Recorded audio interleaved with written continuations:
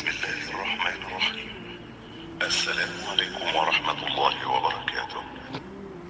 حضرت یوسف علیہ السلام کا خواب۔ حضرت یوسف علیہ السلام اپنی نو عمری ہی میں بے حد حسین و جمیل بچے تھے، اس لیے آپ کے والد گرامی قدر حضرت یعقوب علیہ السلام آپ سے اپنے سب بچوں میں سب سے زیادہ محبت فرمایا کرتے تھے۔ آپ اسی عمر میں نہایت مہربان، دوسروں کی عزت کرنے والے، خاص کر اپنے والد محترم کی، اور بہت علم و فضل رکھنے والے تھے۔ آپ کے بھائی حضرت بنیامین بھی بالکل آپ ہی کی صفات مبارک رکھتے تھے۔ دونوں کی والدہ بھی ایک ہی تھی، یعنی راحیلہ۔ اپنے ان دونوں بچوں کی اعلیٰ ترین صفات دیکھ کر آپ دونوں کے والد گرامی قدر حضرت یعقوب علیہ السلام نہ صرف دونوں سے غیر معمولی محبت فرماتے تھے، بلکہ آپ دونوں کو اپنی نظروں سے اوجھل نہیں ہونے دیتے تھے، اور دوسرے بچوں سے زیادہ ان دونوں سے محبت فرمایا کرتے تھے۔ دونوں کو باہر کے دشمنوں سے بچانے کے لیے دونوں کو اپنے گھر کے باغات کی دیکھ بھال میں مصروف رکھتے تھے۔ ایک دن سورج طلوع ہوا تو حضرت یوسف علیہ السلام بہت خوش بیدار ہوئے۔ آپ نے بہت خوبصورت خواب دیکھا تھا، لہٰذا وہ اپنے والد گرامی قدر حضرت یعقوب علیہ السلام کی خدمت میں حاضر ہوئے اور عرض کیا، اے ابا جان، میں نے بہت اچھا خواب دیکھا ہے، اور وہ خواب یہ ہے کہ 11 ستارے اور چاند اور سورج مجھے سجدہ کر رہے ہیں۔ اس پر حضرت یعقوب علیہ السلام نے سر اٹھا کر ان کی طرف دیکھا۔ آپ کو خیال ہوا کہ حضرت یوسف اپنے دادا حضرت ابراہیم کی طرح منصب پیغمبری پر فائز ہوں گے۔ نبوت کا یہ نور جو حضرت ابراہیم علیہ السلام سے پھوٹا ہے، وہ حضرت یوسف کے ذریعے مزید دنیا بھر میں پھیلے گا اور پیغام الہی کو فروغ حاصل ہوگا۔ حضرت یوسف علیہ السلام حضرت یعقوب علیہ السلام کے 12 صاحبزادوں میں سے ایک تھے، اور آپ کے پردادا حضرت ابراہیم علیہ السلام تھے۔ پیغمبری کے منصب کا سب سے پہلا اور سب سے بڑا تقاضا یہی تھا کہ ایک واحد و احد رب کی بندگی کی راہ اختیار کی جائے اور سب بندوں کو اس طرف بلایا جائے۔ یہ سارے پیغمبران کرام علیہم السلام کا مشن تھا۔ حضرت ابراہیم علیہ السلام بھی یہی مشن لے کر آئے تھے۔ اب ان کے پوتے حضرت یعقوب علیہ السلام نے اپنے فرزند ارجمند حضرت یوسف علیہ السلام کو اس خواب کی تعبیر سے آگاہ فرمایا کہ ایسے خواب جو کسی پیغمبر کے ایسے فرزند کو دکھائی دیں جو خود آگے چل کر پیغمبر بننے والا ہو، اس کی تعبیر پیغمبر ہی دے سکتا ہے۔ اور حضرت یوسف علیہ السلام کی اس مقدس مبارک خواب کی تعبیر ان کے پیغمبر والد گرامی حضرت یعقوب علیہ السلام سے بہتر اور کون دے سکتا تھا۔ چنانچہ آپ علیہ السلام نے اس خواب کی تعبیر یہ بیان فرمائی کہ سیدنا یوسف اپنے پردادا حضرت ابراہیم علیہ السلام کے مقدس مشن کے نور کو دنیا بھر میں پھیلائیں گے۔ سورہ یوسف سورہ نمبر 12 آیت نمبر 4۔ مقدس خواب کی عظیم ترین تعبیر۔ باوجود اس کے کہ یہ نہایت مبارک اور مقدس خواب تھا، حضرت یعقوب علیہ السلام نے اس پر خوشی بھی ظاہر کی تھی، پھر بھی آپ نے اپنے ذیشان فرزند سے فرمایا، اپنے بھائیوں کو اس خواب کے بارے میں کچھ نہ بتانا، ایسا نہ ہو کہ وہ تم کو کوئی نقصان پہنچا دیں۔ بے شک شیطان انسان کا کھلا دشمن ہے، بس تمہارا رب تم کو پیغمبری کے منصب کے لیے منتخب کرے گا اور تم کو خوابوں کی تعبیر کا علم دے گا، اور بھی بہت ساری نعمتیں آپ کو عطا فرمائے گا، اور اپنے انتخاب کو تم پر کامل فرما دے گا جو اس نے تمہارے آباء و اجداد ابراہیم و اسحاق سے شروع کیا تھا۔ تمہارا مالک حقیقی تمام باتوں کا خوب علم رکھنے والا اور بے حد دانا ہے۔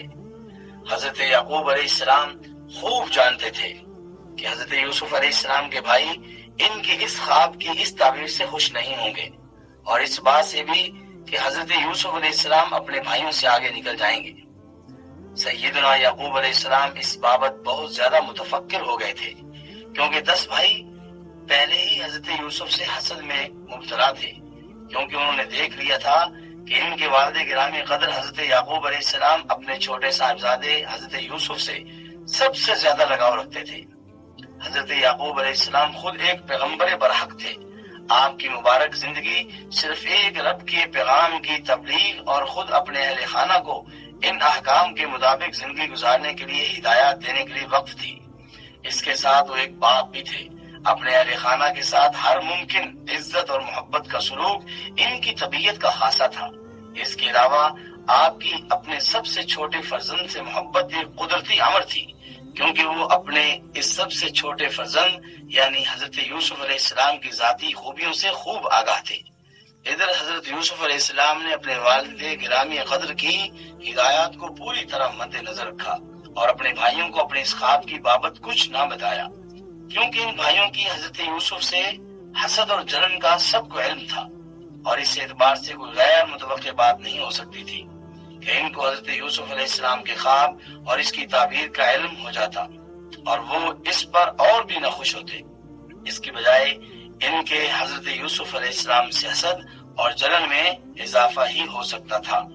سورہ یوسف سورہ نمبر 12 آیت نمبر 5 تا 6۔ خوفناک منصوبے۔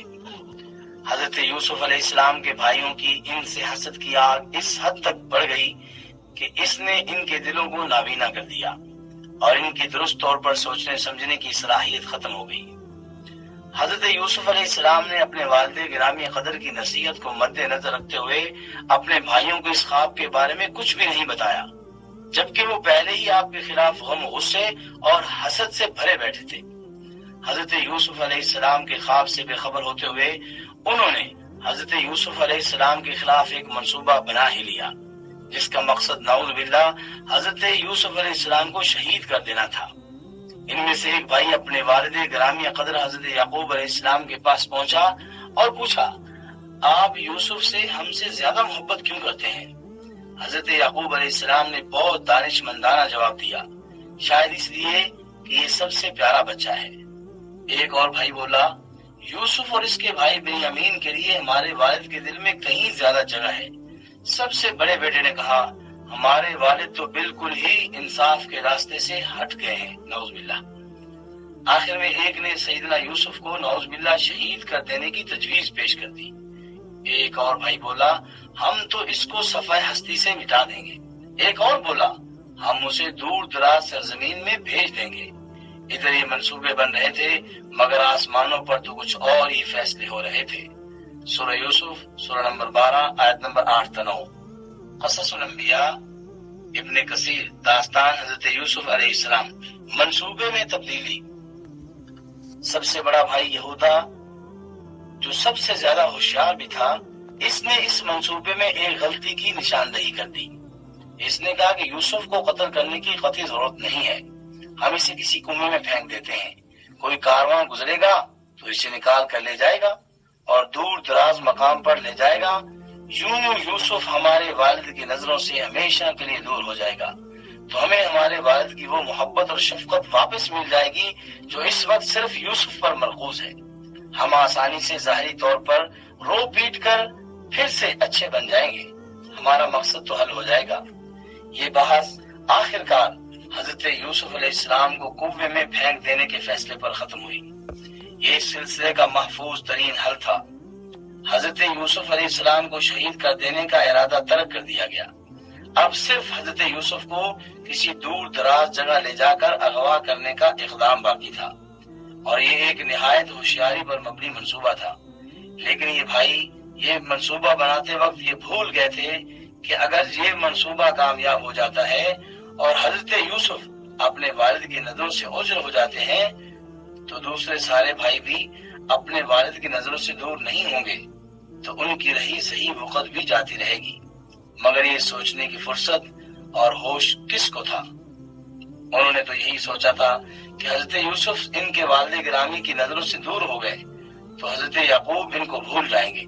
شیطان ان بھائیوں کو حضرت یوسف علیہ السلام کے خلاف ورغلانے میں مسلسل لگا ہوا تھا، اور یہ لوگ پوری طرح اس کے جال میں آ گئے تھے اور اپنے منصوبے پر بے حد خوش تھے کہ انہوں نے کس قدر ہوشیاری پر مبنی منصوبہ بنایا ہے۔ سورہ یوسف سورہ نمبر 12 آیت نمبر 8 تا 10۔ بھائیوں کی محبت۔ جلد ہی ایک بھائی حضرت یعقوب علیہ السلام کے پاس حاضر ہوا اور بولا، ابا جان، آپ یوسف کے بارے میں ہم پر بھروسہ کیوں نہیں کرتے؟ ہم اس کے سچے خیر خواہ ہیں، اس کو ہمارے ساتھ کل کھیلنے کودنے کے لیے بھیج دیجئے تاکہ وہ بھی کھیل کود کر خوش ہو۔ آپ باور فرمائیے، ہم اس کی مکمل دیکھ بھال کریں گے۔ یہ باتیں سن کر حضرت یعقوب علیہ السلام کا دل خدشات سے بھڑک اٹھا۔ آپ نے فرمایا، सच तो ये है कि तुम लोगों ने ये बात करके मुझे परेशानी में मुब्तला कर दिया है। तुम लोग इसे मेरे पास से दूर ले जाना चाहते हो। मुझे खदशा है कि कहीं भेड़िया यूसुफ अलैहिस्सलाम को फाड़ खाएगा। ये सब तुम लोगों की लापरवाही और बेहतियाती की वजह से होगा। इस पर सारे भाई बोल पड़े, अगर भेड़िए ने यूसुफ को नुकसान पहुंचाया तो हम जिम्मेदार होंगे। हम सब मजबूत और तवाना जवान हैं। इस मामले में हजरत याकूब अलैहिस्सलाम ने एक ऐसे नुक्ते की तरफ इशारा किया था जिसकी तरफ इन सब भाइयों का ध्यान ही नहीं गया था। आपने अपनी गुफ्तगू में भेड़ियों का हवाला दिया था, तो क्या इससे आपकी मुराद वाकई भेड़ियों से थी या कुछ और? ये अल्लाह तबारक व तआला के सिवा कोई और नहीं जानता और ना जान सकता था।